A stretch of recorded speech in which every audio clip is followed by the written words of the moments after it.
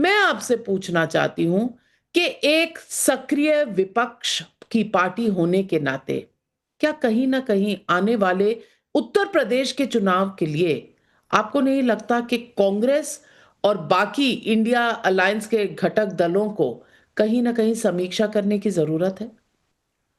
नविका जी, बहुत बहुत धन्यवाद। देखिए, इस दुनिया में अगर एक चीज कोई कांस्टेंट है कुछ, तो that is learning. One thing which is constant, that is learning, and learning is a continuous process. तो वो तो हमको भी करनी चाहिए, कांग्रेस को भी करनी चाहिए, आपको भी करनी चाहिए, बीजेपी को करनी चाहिए। और बिहार में जो जनता ने मैंडेट दिया है, उसकी हम जनता को बहुत बहुत मुबारकबाद देते हैं। और इलेक्शन कमीशन को भी बहुत बहुत मुबारकबाद देते हैं नविका जी, कि जिस मुस्तैदी से, जिस तरह से मोदी जी ने इलेक्शन कमीशन को बताया, भारतीय जनता पार्टी ने बताया, हमारे ज्ञानेश जी ने उसी तरह से एक अच्छी उसको मानते हुए, अच्छी राय मोदी जी की मानते हुए उसने काम किया। जलीब साहब ने एक बड़ी अच्छी 4 लाइनें लिखी हैं जो बिहार की जनता, बिहार की विपक्ष ज्ञानेश कुमार जी से और आदरणीय मोदी जी से बोल रही है कि दीप जिसका महलात में ही जले, चंद लोगों की खुशियों को लेकर चले, वो जो साय में हर मसलहत के पले, ऐसे दस्तूर को सुबह बेनूर को मैं नहीं मानता, मैं नहीं जानता। देखिए नविका जी, कहा जाता है, अक्सर हम लोग कहते हैं कि पब्लिक मेमोरी जो है वो बड़ी शॉर्ट होती है, लेकिन बिहार में बार बार एक नैरेटिव बनाया गया और उसमें हमारे कुछ, मैं आपको नहीं बोल रहा हूं, कुछ मीडिया के साथियों का बहुत बड़ा हाथ था, जिसमें एक फेक नैरेटिव बनाया गया लालू जी के 15 साल के जंगल राज का, और उसका जो दोष था वो तेजस्वी जी के ऊपर डाला गया, जो कि जब लालू जी सत्ता से बाहर गए थे तो तेजस्वी जी मात्र 16 साल के थे। लेकिन उसी सेक्शन ऑफ द मीडिया ने नीतीश जी के 20 साल के कुशासन के बारे में कुछ जिक्र नहीं किया, जिसके लिए उनके अपने सहयोगी मोदी जी के हनुमान जी आदरणीय चिराग पासवान जी ने कहा था। 27 जुलाई 2025 को सारे अखबारों में आया था कि I feel sorry to be backing Bihar government, यानी कि अगर इसका हिंदी में ट्रांसलेशन करिएगा तो इसका मतलब यह हुआ कि मुझे शर्म आती है कि मैं बिहार की सरकार, फराज किदवाई, आप इतने पढ़े लिखे इंसान हैं, इतने पढ़े लिखे इंसान हैं कि मैं आपका 2 बिंदुओं पर ध्यान आकर्षित करना चाहती हूं। पहला बिंदु कि 2024 में जब आपकी पार्टी एक बड़ी पार्टी बनकर निकली लोकसभा चुनाव में उत्तर प्रदेश में, तब भी यही इलेक्शन कमीशन था, कोई अमेरिका से नहीं आया था, यही वाला इलेक्शन कमीशन था जिसने आपको ज्यादा सीटें दी। नंबर 1। नंबर 2, आप कह रहे हैं कि नैरेटिव ऐसा गढ़ा गया जिसमें तेजस्वी को जंगल राज का रिस्पॉन्सिबल बनाया गया।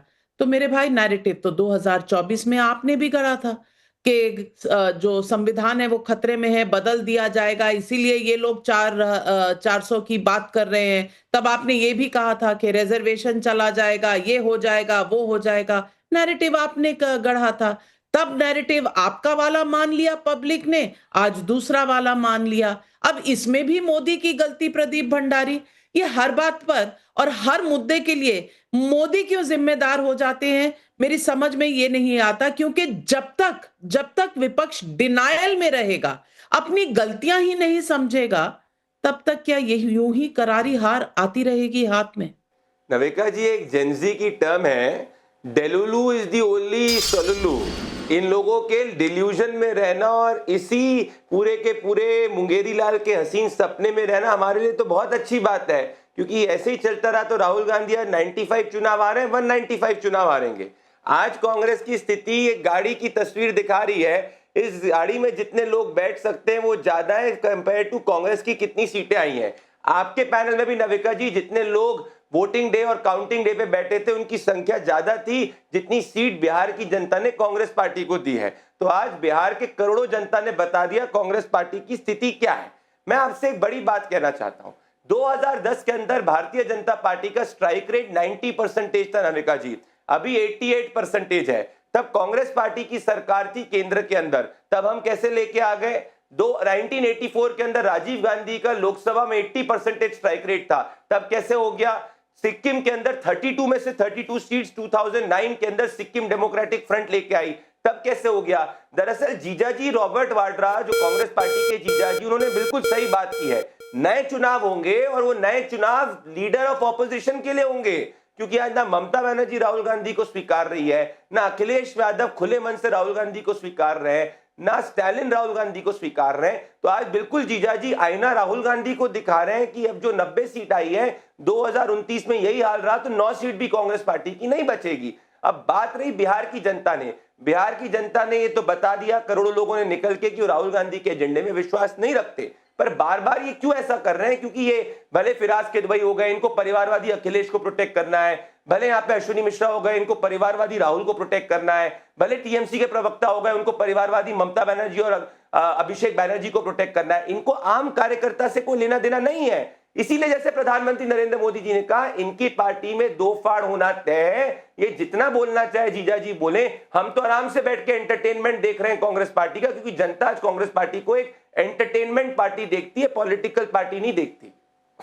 लेकिन प्रदीप भंडारी जी, कम से कम ममता बनर्जी में मैं आपके साथ सहमत नहीं हूं। ममता बनर्जी जमीनी लीडर है। उन्होंने जिस तरह से वामपंथी सरकार को निकाल कर फेंका था, शायद ही कोई कर पाता। इसलिए ममता बनर्जी को राहुल गांधी वाले ब्रिगेड में मुझे लगता है डालकर आप थोड़ी सी ज्यादती कर रहे हैं। जी नविका जी, मैं इसीलिए डाल रहा हूं क्योंकि ममता बनर्जी आज तृणमूल कांग्रेस के आम कार्यकर्ता को नहीं, अपने रिश्तेदार और उनके परिवार के अभिषेक बैनर्जी को प्रोटेक्ट कर रही है और उनको आगे बढ़ा रही है। परिवारवाद ही अखिलेश यादव, ममता बनर्जी और राहुल गांधी को साथ में जोड़ता है। बेशक ममता बनर्जी ने कम्युनिस्टों को हराया, पर आज ममता बनर्जी के लिए टीएमसी अब बंगाल फर्स्ट नहीं, परिवार फर्स्ट हो गया है। लेकिन पुरोहित जी, सवाल यही रहता है, सवाल ये रहता है कि अगर सीटों के बंटवारे में कांग्रेस पार्टी जिस तरह बिहार में 61 सीटें ले गई और 6 पर एमएलए दे पाई, हालांकि अब यह कहा जा रहा है कि उन 6 में से 4 या 5 जेडीयू ज्वाइन करने को तैयार हैं, क्योंकि सत्ता में 20 साल से बाहर है आरजेडी भी और कांग्रेस भी। बिहार में कम से कम सत्ता से बाहर रहकर कौन सी पॉलिटिक्स हो पाएगी? और जिस तरह का काम कांग्रेस पार्टी कर रही है, सत्ता में वापसी का कोई काम आपको नजर आ रहा है? सवाल एक ये होता है। और ममता जी ने पहले भी यह सवाल उठाया था कि राहुल गांधी की वजह से मोदी की दुकान चल रही है, यानी कि अब क्या राहुल गांधी को हटाने का कोई ना कोई कार्यक्रम बनाना पड़ेगा? नहीं तो क्या इंडिया अलायंस अगले 4 साल यूं ही हर चुनाव हारती रहेगी? नविका जी, कुछ समय दीजिएगा। देखिए, सबसे पहले तो आपने जो सवाल किया, मैं दीदी की बात का ही जवाब दे रहा हूं, क्योंकि कांग्रेस पार्टी का जो सवाल है उसका जवाब कांग्रेस पार्टी के प्रवक्ता देंगे। ममता बनर्जी को और कांग्रेस पार्टी के बारे में आपने जो बात कही है कि कांग्रेस पार्टी से राहुल गांधी को हटा देना चाहिए, मैं पूछना चाहता हूं आपसे कि बिहार चुनाव के अंदर में कांग्रेस के प्रभारी कौन थे? कांग्रेस के प्रभारी थे अशोक गहलोत। आपने अपने अभी तक की जितनी बात आपने की, अशोक जी गहलोत, स्वयं पुरोहित जी, कांग्रेस से राहुल को हटाने से कुछ नहीं होगा। मैं इंडिया अलायंस की बात कर रही हूं। क्या आप संयुक्त नेतृत्व राहुल गांधी का चाहते हुए किसी भी जीत की ओर जा सकते हैं एज इंडिया अलायंस? मेरा सवाल वो है। से बात आ रही है।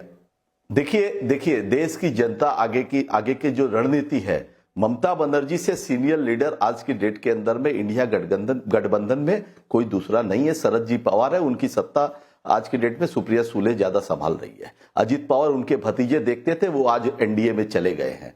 मगर ममता बनर्जी ही है एक जो विपक्ष का सबसे मजबूत, सबसे बड़ा चेहरा है। और ये इंडिया गठबंधन की इंटरनल बात है। ये हमारे नेता Abhishek Banerjee, leader of opposition, parliament के अंदर में हमारे दल को रिप्रेजेंट करते हैं और वही इसका निर्णय लेंगे कि आगे हम लोग किस तरह की रणनीति में चलेंगे। मगर एक बात मैं अपने एज ए तृणमूल कांग्रेस के कर्मी नहीं, पश्चिम बंगाल के जो ममता बनर्जी के 15 साल के शासन को देखा है और उनकी जो लीडरशिप क्वालिटी को देखा है कि आज मैं ये दावे के साथ कह सकता हूं कि देश के अंदर में अगर इंडिया, ममता बनर्जी ने नीतीश कुमार के ऊपर सवाल उठाया था। आपको अगर याद होगा 2024 का चुनाव, उस समय हम जब डिबेट करते थे तो उस समय हम कहते थे इंडिया गठबंधन जिस समय था, नीतीश कुमार जी जिस तरह से कभी नाम को लेके कभी कुछ लेके आनाकानी कर रहे थे, तो उस चीज को ममता बनर्जी ने ही सबसे पहले भापा था और उन्होंने मीटिंग के अंदर में ये बात भी उठाई थी। उसके बाद में पश्चिम बंगाल में जब चुनाव हुआ, पश्चिम बंगाल के चुनाव का नतीजा आपने देखा।